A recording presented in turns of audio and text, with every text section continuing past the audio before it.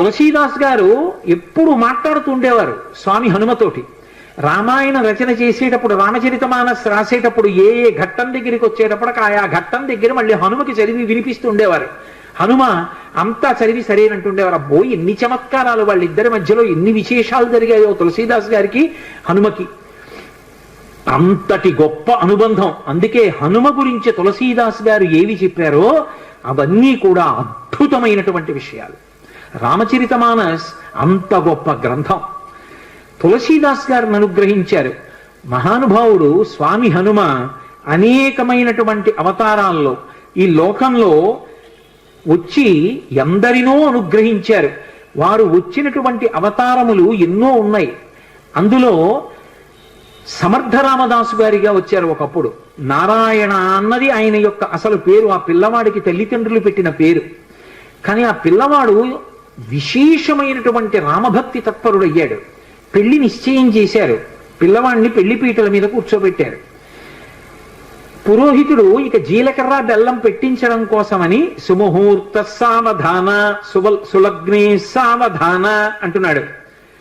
పెళ్లి కొడుక్కి ఇంకోలా వినపడింది. సావధాన సావధాన. ఇలాగే అందరూ గృహస్థాశ్రమంలోకి వెళ్ళిపోతున్నారు, లంపటంలోకి వెళ్ళిపోతున్నావు. ఇక నిన్ను నువ్వు ఉద్ధరించుకోలేవు. నా మాట విను, ఇప్పటికైనా మించిపోయింది లేదు, ఇంకా సుముహూర్తం రాలేదు, తొందరపడు అన్నట్టుగా వినపడింది. సావధాన సావధాన అన్నది జాగ్రత్త పడు అన్నట్టు వినపడింది ఆ నారాయణ అన్న పిల్లవాడికి. అంతే హనుమ యొక్క అనుగ్రహం ఆవేశించింది. హనుమదవతారం అంటారు సమర్థ రామదాస్ గారు. ఒక్కసారి పెళ్లి మంటపంలోంచి 10 దూకులు దూకి వెళ్ళిపోయారు. వెళ్ళిపోయి గోదావరిలో దూకేశారు. దూకేసి గోదావరి నదినంతటినీ కూడా ఈది ఆవలి ఒడ్డుకు వెళ్ళిపోయి 10 రోజులు ఆగకుండా నడిచి వెళ్ళిపోయారు అరణ్యంలో. వెళ్ళిపోయి గోదావరి నందిని అనేటటువంటి 2 నదుల యొక్క సంగమ స్థానంలో కూర్చుని నిరంతర రామధ్యానం చేస్తుండేవారు.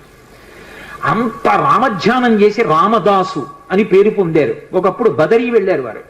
బదరీ వెళ్ళి ఆనాడు దేశంలో ఉన్నటువంటి అధార్మికమైన విషయాలు చూసి వ్యగ్రత చెంది ఒక జలకూపమునందు శరీర పరిత్యాగం చేస్తానని నిర్ణయించుకున్నారు. రామచంద్రమూర్తి ప్రత్యక్షమయ్యారు.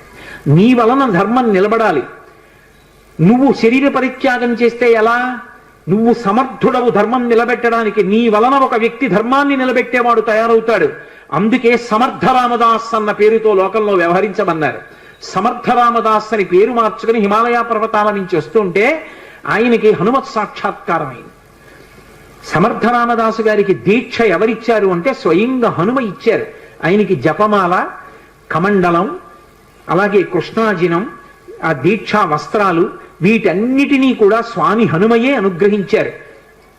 ధర్మ సంస్థాపన కోసమని సమర్థ రామదాసు గారు కోదండాన్ని, బాణాన్ని పట్టుకు తిరుగుతుండేవారు. ఒకప్పుడు ఆయన వేదాంత బోధ చేస్తుంటే గోదావరి తీరంలో కొంతమంది బ్రాహ్మణులు వచ్చి ఆయన్ని విమర్శించారు. నువ్వేమో వేదాంత బోధ, పట్టుకున్నది ధనస్సా, చేతిలో బాణమా, ఈ వేదాంతం సత్యమా, ధనస్సు బాణం సత్యమా? వేదాంతం చెప్పేవాడికి ధనస్సు బాణం ఎందుకురా? బహుశా ఈయనకి బాణం ఎక్కువ పెట్టడం కూడా చేత కాదనుకుంటాను, ఉత్తినే అలా బటుకు తిరుగుతున్నాడు అన్నారు. వెంటనే ఆయన బాణాన్ని ఎక్కుపెట్టి ఆకాశంలో ఎగురుతున్నటువంటి పక్షుల గుంపులో ఒక పక్షిని కొట్టారు. ఆ పక్షికి తగిలేది కింద పడిపోయింది, ప్రాణం వదిలేసింది. మళ్ళీ వెంటనే ఈ బ్రాహ్మణులు అందరన్నారు, కట్టుకున్నవి దీక్షావస్త్రాలు, పక్షిని కొట్టాడు ఏ కారణం లేకుండా, ఇటువంటి వాడికి వేదాంత బోధ చేసే అధికారం ఎక్కడుందన్నారు. వెంటనే ఆయన గోదావరిలో నీళ్లు కమండలంలో ఉన్న ఆ కమండలంలో నీళ్లు తీసి రామనామం చెప్తూ పక్షి మీద తెల్లారు. అది రివ్వున ఆకాశంలోకి ఎగిరిపోయింది. సమర్థ, అందుకే ఆయన పేరు ముందు బిరుదువాక్యం. ఆయన అఘటనాఘటన సమర్థుడు. అంతటి హనుమదవతారంగా వచ్చి మొత్తం దేశమంతటా కూడా ప్రచారం చేశారు. గుండెల్లో రాముడు, శరీరంలో హనుమ, అది ఆయన నినాదం. అందుకే ప్రతి చోట వ్యాయామ పాఠశాలలు పెట్టారు. వ్యాయామశాలలు పెట్టి అందరూ కూడా వ్యాయామం చేసి మంచి ఆరోగ్యవంతమైన శరీరాన్ని, గుండెల నిండా రామభక్తిని పెంపొందించుకోండి, ధర్మ సంస్థాపన చెయ్యండి. ఊరూరా సమర్థ రామదాసు గారి ప్రబోధమే. అంత గొప్పగా ధర్మవీరుల్ని తయారు చేశారు. అటువంటి సమర్థ రామదాసు గారు ఒకానొకప్పుడు ఛత్రపతి శివాజీ ఇంటికి వెళ్ళారు. వెడితే భిక్ష ఇవ్వాలి కాబట్టి జోలు పట్టారు. శివాజీ వచ్చి ఓ కాగితం చుట్టేని జోలులో పడేశాడు. రామదాసు గారు తీసి చదివారు. చదివేటప్పటికి తన యావత్ సామ్రాజ్యాన్ని గురువు గారికి అర్పించేస్తున్నాను అని ఉంది. నేను దీక్ష తీసుకున్నవాణ్ణి, నాకెందుకయా, నా ప్రతినిధిగా నువ్వు పరిపాలించు, కానీ రాజ్యాన్ని నాకు ప్రదానం చేశావు కాబట్టి నీ పతాకం మాత్రం కాషాయ వస్త్రంతో ఉండాలని తన కాషాయ వస్త్రాన్ని పతాకంగా ఇచ్చారు. అందుకే ఛత్రపతి శివాజీ పతాకం కాషాయ వస్త్రం. శ్వేతాశ్వం కాషాయ వస్త్రంతో, ఆయన తెల్లగుర్రం మీద ఎక్కి కాషాయ పతాకం పట్టుకుని ఎడుతుండేవాడు. అటువంటి మహానుభావుడు.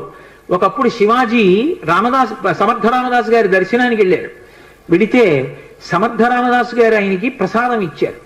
ఇంటికి వెళ్ళి ఈ ప్రసాదం చూసుకో అన్నారు. ఇంటికి వెళ్ళి విప్పారు.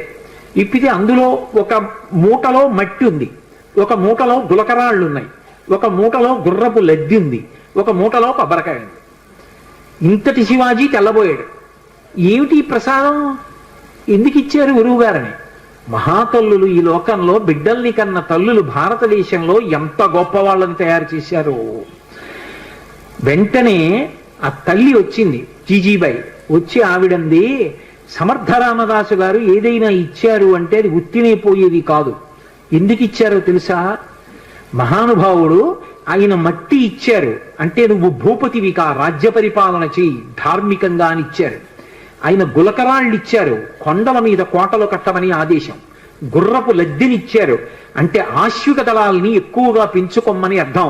కొబ్బరికాయ ఇచ్చారు, మనసులో మధుర మధురంగా ఉండి పైకి చాలా గంభీరంగా కఠినంగా ఉండు, అప్పుడు కానీ వ్యవస్థ అదుపులో ఉండదని నీకు చెప్తున్నారు. ఈ 4 సందేశాలు నీకు చెప్పడానికి 4 రకాల ప్రసాదం ఇచ్చారని చెప్పారు. సమర్థ రామదాసు గారు చిట్ట చివర రామచంద్రమూర్తి యొక్క నామం చెప్తూ ఆయన రామచంద్రమూర్తి యొక్క మూర్తి పాదముల మీద తలపెట్టి శరీరాన్ని విడిచిపెట్టారు. హనుమయే ఈ దేశంలో ధర్మాన్ని నిలబెట్టడానికి ఒకప్పుడు సమర్థ రామదాసుగా వచ్చారు. ఎందరూ పొందారండి హనుమత్ సాక్షాత్కారం. ద్వైతమతావలంబకులు మహానుభావులు రాఘవేంద్ర స్వామి వారు. రాఘవేంద్ర స్వామి వారు హనుమ యొక్క సాక్షాత్కారాన్ని పొందారు. ఆయన్ని చిన్నతనంలో వెంకటనాథుడు అని పిలుస్తుండేవారు. ఆయన కటిక పేదరికం అనుభవించారు. శిష్యులందరికీ కూడా వేదాంత పాఠం చెప్పి దొరికినదేదో అది తినేవారు. ఆయన చరిత్ర గురించి చెప్తూ కొన్ని అద్భుతమైన విషయాలు చెప్తారు. వారి భార్య గారికిట ఒక్కటే చీర ఉండేదిట. ఆ చీర సగభాగం కట్టుకునేవారట, సగభాగం తడిపి ఆరేసేవారట. అవతలది ఆరితే ఆ ముక్క కట్టుకుని ఈ ముక్క ఆరేసుకునేవారట ఆవిడ. అయినా సరే దరిద్రాన్ని పక్కన పెట్టి భర్త గారిని అనుగమించినటువంటి మహాపతివ్రత. అటువంటి తల్లి, ఒక్కగానొక్క కొడుకు. శిష్యులకి వేదాంత పాఠం చెప్పి దొరికితే తిండం, లేకపోతే ఉపవాసం. అటువంటి వారు ఒకసారి ఒక చోటికి శుభకార్యానికి వెడితే ఆయన్ని పిలిచి గంధం తీయమన్నారు వచ్చిన అతిథులందరికీ గంధం పెట్టడానికి.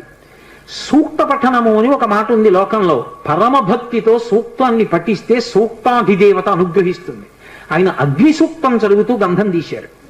తీస్తే ఆ గంధం అందరూ బొట్టు పెట్టుకున్నారు. ఒళ్ళు మంటలు వచ్చేసింది వచ్చిన అతిథులకి. ఎక్కడది ఈ గంధం, ఎందుకు ఇలా మంటలు వచ్చిందని అడిగారు. ఆ యజమాని అడిగాడు రాఘవేంద్ర స్వామిని, ఎందుకు ఇలా మంటలు వస్తున్నప్పటికి ఇంకా వెంకటనాథుడు ఆయన పేరు, ఎందుకు ఇలా మంటలు వచ్చిందని అడిగారు. నేను అగ్ని సూక్త పఠనం చేస్తూ ఈ గంధం తీశాను అన్నారు. ఏమిటి అగ్ని సూక్తం చదువుతూ నువ్వు గంధం తీస్తే ఒళ్ళు మంటలు వచ్చిందా? నువ్వు వరుణ సూక్తం చదివితే చల్లబడుతుందా అన్నారు. చల్లబడుతుందన్నారు. ఏది వరుణ సూక్తంతో తీయన్నారు. ఆయన వరుణ సూక్తం చదువుతూ గంధం తీశారు. ఆ గంధం పెట్టుకుంటే అందరికీ ఒళ్ళు చల్లగా అయిపోయింది. అంతటి మహానుభావుడు. సుధీంద్ర స్వాముల వారిని వారి గురువు గారి ఆజ్ఞ మేరకి అకస్మాత్తుగా వారు సన్యాసాశ్రమం తీసుకుని రాఘవేంద్రుడు అన్న పేరుతో ఆ ద్వైత మఠాధిపతులు అయ్యారు. వారు మన ఆంధ్రదేశంలో మంత్రాలయం దగ్గరే హనుమ గురించి జపం చేస్తే పంచముఖాలతో ఆంజనేయ స్వామి ఆయనకి ప్రత్యక్షం అయ్యారు. పంచముఖ ఆంజనేయ స్వామిని ఉపాసన చేసిన మహాపురుషుడు. ప్రహ్లాదుడి యొక్క అంశలో వచ్చాడు అంటారు రాఘవేంద్ర స్వామి. ఎంతమంది హనుమత్ సాక్షాత్కారం పొందారండి. అంతటి మహానుభావుడు. అటువంటి హనుమ లోకంలో ఎవరికి ఏది ఇవ్వలేనిదన్నది లేదు. ఆయన ఎవరికి ఏ కోరిక ఉండనివ్వండి, కోరిక ఉండకుండా ఉండడం అన్నది సాధ్యం కాదు. కోరిక ఉంటుంది కానీ అది ధార్మికమై ఉండాలి. ధార్మికమైన కోరిక అయి ఉండి కోరిక కానిది. ఆ మాట మీరు బాగా అర్థం చేసుకోవాలి. నాకు పెళ్ళవ్వాలి, అని ఒక పురుషుడో స్త్రీయో అనుకున్నారు అనుకోండి, తప్పు కాదు. ఎందుకంటే పెళ్లి చేసుకోవాలి. నాకు కొడుకు పుట్టాలి, కూతురు పుట్టాలి, అది తప్పు కాదు. ఆ కోరిక ఉండాలి. నేను ఒకళ్ళ దగ్గర చెయ్యి చాపకుండా అన్నం తినాలి, తప్పు కాదు. అన్నం తినాలి. అలాగే నేను అనాయాసంగా శరీరం విడిచిపెట్టేయాలి, తప్పు కాదు. ఆ కోరిక ఉండాలి మనిషికి. ఏ కోరికలు ఉండి తీరాలో అవి పండితే నువ్వు పండుతావో అటువంటి కోరిక కోరి కూడా కోరని వాడే అవుతాడు. అటువంటి కోరికలు ఉండాలి. ఆ కోరిక తీరకపోతే లోకంలో చాలా సులువైనటువంటి మార్గాన్ని పరాశర సంహిత చెప్పింది. పరాశర మహర్షి నిన్న మీతో మనవి చేసి ఉన్నాను. హనుమకి సంబంధించినటువంటి ఉపాసన రహస్యములనన్నిటినీ క్రోడీకరించారు. క్రోడీకరించి మనకి సంహితా రూపంలో ఇచ్చారు. అందులో చెప్పారు శ్లోక రూప మంత్రం. అది మంత్రం అయితే మళ్ళీ అందరూ చెప్పడానికి సావకాశం కలగచ్చు, కలగకపోవచ్చు, ఎందుకంటే స్వరభేదం ఉంటుంది. కానీ అది శ్లోక రూప మంత్రం. అందుకే తప్పు చెప్పకుండా చెప్తే చాలు. హనుమకి ప్రదక్షిణం చేస్తూ నిశ్శబ్దంగా మాట్లాడకుండా ఆంజనేయం మహావీరం బ్రహ్మ విష్ణు శివాత్మకం తరుణార్క ప్రభం శాంతం ఆంజనేయం నమామ్యహం, ఈ శ్లోకం చెప్తూ హనుమకి 108 మాటలు ప్రదక్షిణం చేసి వక్కలతో కాని, పువ్వులతో కాని, అక్షతలతో కాని మాత్రమే లెక్క పెట్టాలి. కాగితం మీద గుచ్చడం, పెన్నుతో కొట్టడం అలా చేయకూడదు. వక్కలు 108 ఓ డబ్బాలో పట్టుకెళ్ళి, ఖాళీ డబ్బా పట్టుకెళ్ళి ఈ ఒక ప్రదక్షిణం చేసినప్పుడు మళ్ళీ స్వామి దగ్గరికి రాగానే నిలబడి ఈ శ్లోకం చెప్పడం. ఆంజనేయం మహావీరం బ్రహ్మ విష్ణు శివాత్మకం తరుణార్క ప్రభం శాంతం రామదూతం నమామ్యహం అండం. ఆ వక్క తీసి పక్క డబ్బాలో వేయడం. 108 ఇందులో వక్కలు అందులోకి వచ్చాయంటే 108 ప్రదక్షిణాలు అయిపోయి మళ్ళీ వక్కల డబ్బా పట్టుకుని ఇంటికి వెళ్ళిపోవడం. హనుమ యొక్క ప్రదక్షిణముల చేత ఆయన అనుగ్రహంతో ఎటువంటి కోర్కెలను కూడా ఆయన తీర్చగలిగిన శక్తి కలిగిన వాడు అని అనుభవించిన పెద్దలు చెప్పిన మాట. అలాగే అకస్మాత్తుగా విపరీతమైనటువంటి రోగం ఏదైనా శరీరానికి ఏర్పడి భయం కలిగితే, హనుమానంజనాసు నో వాయుపుత్రో మహాబల అకస్మాతా గతోత్పాతం నాశయాసు నమోస్తుతే, ఆ శ్లోకం చెప్పాలి. అకస్మాత్తుగా రోగం వచ్చింది, స్వామి నన్ను కాపాడండి, ఈ శ్లోకం చెప్పి ఆయనకి ప్రదక్షిణాలు చెయ్యాలి. హనుమ ప్రదక్షిణముల చేత విశేషమైనటువంటి తృప్తిని పొందుతారు. అటువంటి హనుమకి ప్రదక్షిణాలు చేస్తూ, ప్రదక్షిణం అంటే గబగబ గబగబ నడవకూడదు, అడుగుల చప్పుడు వినపడకుండా నడవాలి. అలా నడుస్తూ ప్రదక్షిణం చేసి ఈ 2 శ్లోకాల్ని అవసరాన్ని పట్టి అనుసంధానం చేయడం నేర్చుకుంటే ఆయన అనుగ్రహంతో రోగాన్ని నివారణ చెయ్యగలిగిన వైద్యుడు దొరుకుతాడు అని దాని అర్థం. ఆయన అనుగ్రహంతో రోగం పోతుంది. 2, ఆయన అనుగ్రహంతో ఎటువంటివైనా, అంటే నా ఉద్దేశం గొంతెమ్మ కోరికలు అని కాదు, నేను అమెరికా అధ్యక్షుడిని అయిపోవాలి అన్న కోరిక కాదు. ధార్మికమైన కోరికలు ఏవి ఉంటాయో వాటిని హనుమ తప్పకుండా అనుగ్రహించి తీరుతారు. అది పెద్దలు చెప్పిన మాట, నేను చెప్తున్న మాట కాదు. అందుకే అంతటి మహానుభావుడైన అటువంటి హనుమ చాలా తొందరగా ప్రీతి పొందేది దేనికి అంటే రామనామం చెప్పడం చేత. మీరు రోజు రామనామం వ్రాయడం అలవాటు చేసుకున్న, రామనామాన్ని కీర్తించిన, రామనామం పలికిన పరమ ప్రసన్నుడైపోతారు. మరి ఈ మాట నేను చెప్పినప్పుడు రామనామం చెయ్యొద్దు మనం? ఇవాళ ఉపన్యాసం పూర్తి చేసేటప్పుడు కూడా ఒక్కసారి రామనామం చేసి ఇవాళ ఉపన్యాసాన్ని పూర్తి చేస్తాను, మళ్ళీ రేపు సాయంకాలం 6:30 కలుసుకున్నప్పుడు మళ్ళీ ఉపన్యాసాన్ని కొనసాగిస్తాను. కాబట్టి నేను మకుటాన్ని అంటాను, మీ అందరూ, నేను చరణాన్ని అంటాను, మీ అందరూ మకుటాన్ని అనండి. మకుటం అంటే రామనామము రామనామము రమ్యమైనది రామనామము. 3 మాటలు రామనామాన్ని పలికినట్టు అవుతుంది. నేను చరణం చెప్తుంటాను, మీరు అనండి చక్కగా. నారదాది మహామునీంద్రులు నమ్మినది శ్రీరామనామము,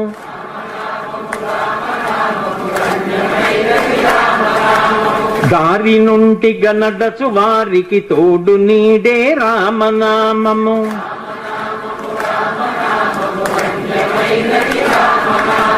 కోరి కొలచిన వారికెల్లను కొంగు బంగారు రామనామము.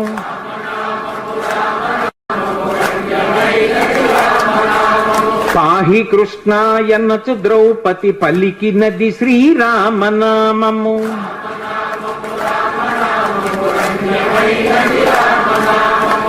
ఆలు బిడ్డల సౌఖ్యము కన్నను అధికమైనది రామనామము.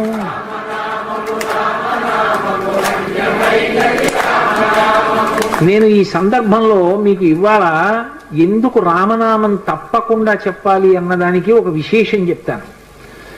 ఇవాల్టి తిథి ఏమిటి? త్రయోదశి. త్రయోదశి ఏ నెలలో వచ్చింది? మార్గశీర్ష మాసంలో వచ్చింది. మార్గశీర్ష మాసం శుక్లపక్షంలో త్రయోదశితో కూడుకున్నటువంటి తిథి. ఈ త్రయోదశి తిథికి హనుమకి చాలా దగ్గర సంబంధం. త్రయోదశి నాడే సీతమ్మ దర్శనమైంది హనుమకంటారు. రెండోది, త్రయోదశికి అంత శక్తి, హనుమతో సంబంధం ఎందుకు వచ్చాయో తెలుసా? దానికి ఒక పెద్ద కారణం ఉంది. అసలు త్రయోదశి తిథికి హనుమకి అంత దగ్గరి సంబంధం ఎందుకు వచ్చిందో, ఇవాళ రామనామం మనం ఎందుకు చెప్పి తీరాలో, ఈ రహస్యం ఏమిటో, అసలు ఉపాసనలో ఆయనకి ఏ ఏ పళ్ళు నైవేద్యం పెట్టాలో, ఆయన పూజ ఎలా చేస్తారో, ఈ విశేషాలను గురించి, ఆయన దవడల వైభవం గురించి రేపటి రోజున నా చేత స్వామి హనుమ పలికించుకాక.